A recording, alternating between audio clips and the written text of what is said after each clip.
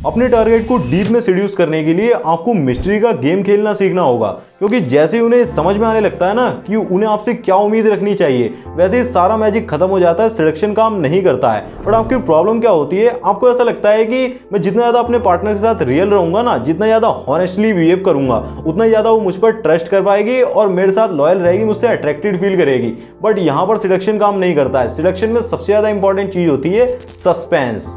तो दोस्तों, welcome to 24 rules of selection part 9। आज की इस वीडियो में मैं आपको सिलेक्शन का rule number 9, keep them in suspense what comes next, इसके बारे में काफी डिटेल में समझाने वाला हूं और साथ ही कुछ रिलेटेबल एग्जांपल्स भी दूंगा जिनसे आप इजीली रिलेट कर पाओगे। और वीडियो के एंड में एक इंपॉर्टेंट मैसेज है सभी के लिए, तो उसे मिस तो बिल्कुल भी मत करना। एंड आई प्रॉमिस, अगर आप कंप्लीटली बिगिनर भी हो ना, जिसे सिलेक्शन के बारे में रत्ती भर कुछ भी नहीं पता है, तो इस वीडियो को पूरा देखने के बाद you will become a pro seducer. तो चलिए शुरुआत करते हैं।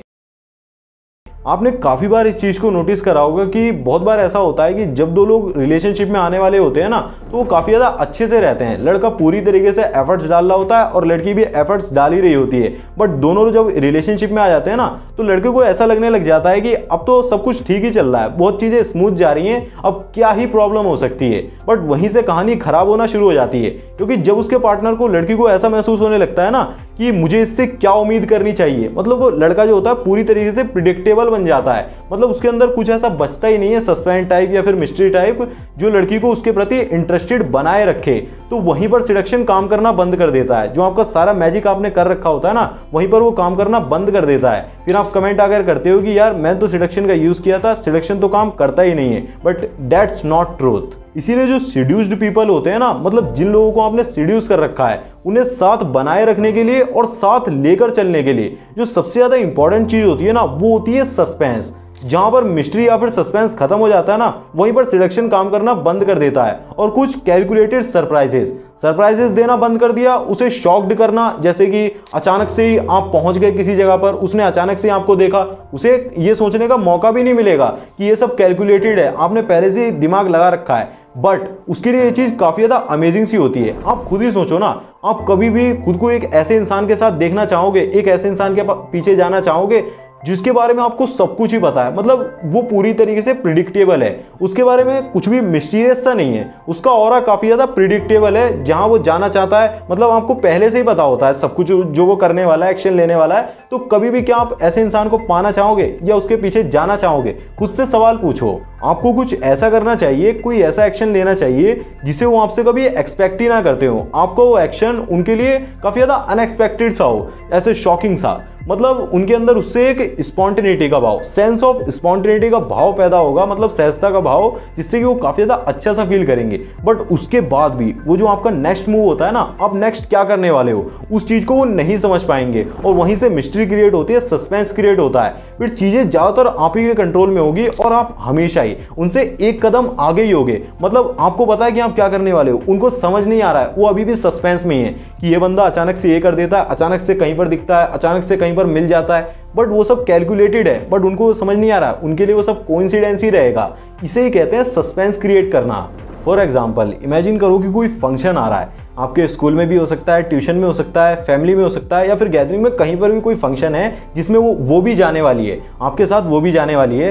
बट जब आप एकदम से मना कर देते हो ना कि मैं नहीं आ सकता, और रीज़न भी नहीं बताते हो, आपने रीज़न नहीं बताया कि मैं क्यों नहीं आ सकता, तो आप उसका चेहरा देखते हो कि उसका चेहरा अचानक से उतर सा जाता है कि यार ये भी आता तो मज़ा ही आता है। फिर आप देखते हो, आप मना कर देते हो, 2 दिन तक उससे बिल्कुल भी बात नहीं करते हो, और जब वो फंक्शन में चली जाती है ना, फिर आप घर से निकलते हो और 8 बजे डायरेक्ट स्ट्रेट 8 बजे फंक्शन के अंदर एंट्री करते हो। फिर जब वो आपके चेहरे को देखती है, आपके चेहरे पर एक अलग सी रौनक सी होती है, स्माइल होती है, फिर वो उसे देखकर काफ़ी ज़्यादा शॉक्ड हो जाती है, काफ़ी ज़्यादा अच्छा भी फील करती है। आपने उसके अंदर उस इमोशन को ट्रिगर कर दिया जिसे आज तक किसी ने भी ट्रिगर नहीं करा था। आपने उसे सस्पेंस में रखकर अचानक से थ्रिल का एहसास करवाया, मतलब उसे अचानक से शॉक सा लगा कि यार ये बंदा तो आने वाला नहीं था और ना ये मुझसे बात कर रहा था, गुस्सा भी था थोड़ा बहुत, लेकिन अचानक से जो अनएक्सपेक्टेड सी चीज़ हुई ना, वो उसके लिए काफ़ी ज़्यादा अमेजिंग सी बन गई। लेकिन फिर भी वो आप उसके लिए अनप्रिडिक्टेबल ही रहे, उसे जो नेक्स्ट मूव है ना आपका, वो नहीं पता होगा। अगले दिन आप गए, आपने फिर से ही बात करना बंद कर दिया, मतलब आप राइड पे हो,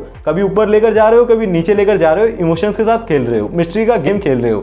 तो यहीं से सिलेक्शन काम करना शुरू करता है और एक सस्पेंस, एक थ्रिलर, एक मिस्ट्री सी क्रिएट होती है। चलो एक और एग्जांपल से समझते हैं, काफी ज्यादा डिटेल में समझ जाओगे। मान लो कि आप दोनों की काफी दिनों से बात नहीं हो रही है, आप फुल्ली डिसकनेक्टेड हो, मतलब आप उसे कहीं भी देख भी लेते हो ना तो इग्नोर ही कर देते हो। फिर अचानक से बीच में एक फेस्टिवल आता है, लाइक दिवाली हो गया, जन्माष्टमी हो गया, कोई भी फेस्टिवल आता है तो उसको तो ऐसा लगेगा कि इस फेस्टिवल को तो ये जरूर से ही मैसेज करेगा, मतलब जरूर से ही बात करेगा ही करेगा, मिलेगा या फिर कुछ भी करेगा।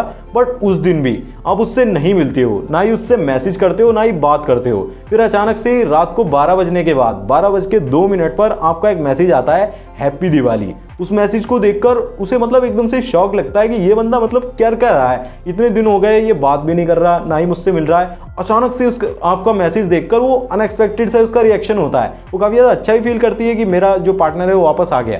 बट उसके लिए जो आपका नेक्स्ट मूव होता है ना, वो पता लगा पाना इम्पॉसिबल हो जाता है और आप पूरी तरीके से उसकी नज़रों में अनप्रिडिक्टेबल बन जाते हो। बट अगर आप हर बारी सेम तरीके से सरप्राइज करोगे, सेम तरीके से अप्रोच करने की कोशिश करोगे ना, तो वो चीज़ भी उसके लिए काफ़ी ज़्यादा प्रिडिक्टेबल सी बन जाएगी। उसे लगेगा ये तो हर बार का इसका ड्रामा है, हर बार ये यही करता है, पहले मना कर देता है फिर बाद में आ जाता है। आपको अपने डायरेक्शन में चेंज करते रहना होगा जिससे कि उसके दिमाग में मिस्ट्री, सस्पेंस क्रिएट होता रहे। बट एक चीज का खास करके ध्यान रखना कि ज्यादा दिनों तक भी डिस्कनेक्टेड नहीं रहना है, वरना वो आपके अंदर से जो इंटरेस्ट होता है ना उसे लूज कर सकते हैं। सो सिडक्शन का रूल नंबर 9 यही कहता है कि किसी भी इंसान को सिड्यूस करने के लिए और सिड्यूस्ड बनाए रखने के लिए एकमात्र रास्ता होता है सस्पेंस। बिकॉज जब लोग आपके बारे में सब कुछ जान जाते हैं ना, तो वो बहुत ही जल्दी आपसे बोर होने लगते हैं और उन पर आपकी बातों का कोई असर नहीं होता है। वो बहुत ही जल्दी आपके अंदर से इंटरेस्ट जो होता है ना उसे लूज कर देते हैं। अचानक से ही कहीं पर दिखना, अचानक से ही कहीं पर मिलना, इससे लोगों को ये समझने का बिल्कुल भी टाइम नहीं मिलता है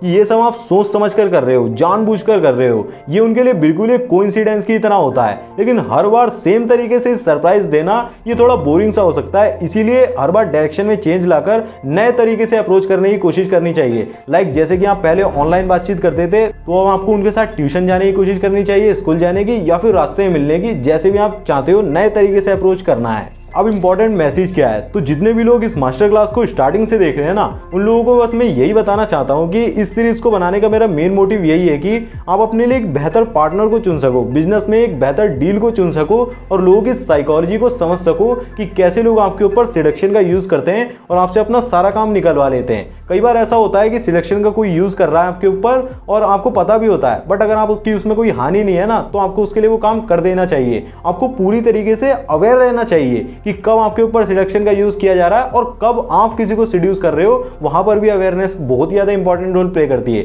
बट ऐसा कभी भी नहीं होना चाहिए कि अब तो मुझे सिलेक्शन का पता लग गया है, मैं सिलेक्शन के बारे में जान गया हूं, तो मैं किसी को भी सिड्यूस करूंगा, किसी से भी कुछ भी काम करवाऊंगा, नेगेटिव वे में इसका यूज करूंगा, ब्लैकमेल करूंगा। ये सब नहीं करना चाहिए। दिस इज नॉट फेयर, ये पूरी तरीके से इनलीगल है। बाकी अगर आपने सिलेक्शन वाली जो सीरीज है, मास्टर क्लास है, इसका एक भी पार्ट मिस कर दिया है ना, तो राइट कॉर्नर में एक प्लेलिस्ट का लिंक आ रहा होगा, उस पर क्लिक करके कोई सा ही पार्ट अगर आपको देखना रह गया है उसे देख लो। सारी इंपॉर्टेंट वीडियो है। मैं मिलूंगा आपसे उन्हीं वीडियो में, तब तक के लिए जय श्री राम, बाय। बाकी चैनल को सब्सक्राइब कर लेना, इधर आ रहा होगा सब्सक्राइब का, सब्सक्राइब जरूर कर लेना।